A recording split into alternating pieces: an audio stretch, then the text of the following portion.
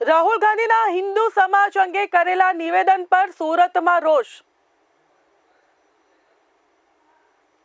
રાહુલ ગાંધીના હિન્દુ સમાજ સામે કરેલા નિવેદન અંગે સુરતીઓમાં રોષ।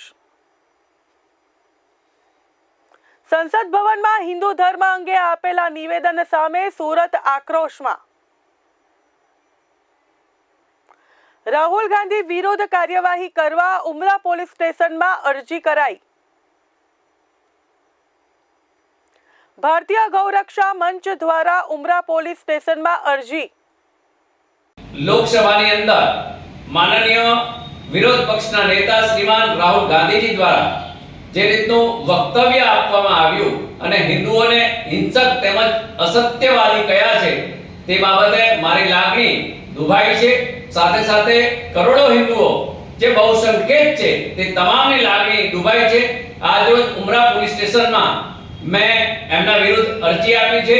માનનીય સુપ્રીમ કોર્ટે પણ આવું અનેક વાર ટોક્યું છે કે જે પણ આવી રીતના કોઈ પણ ઉશ્કેરણજનક કે અથવા તો કોઈ પણ સમાજની ટિપ્પણી કરે અને જેનાથી કોઈનું સન્માન ગવાતું હોય તો તેવા લોકો વિરુદ્ધ ચોક્કસ ફરિયાદ કરવી જોઈએ।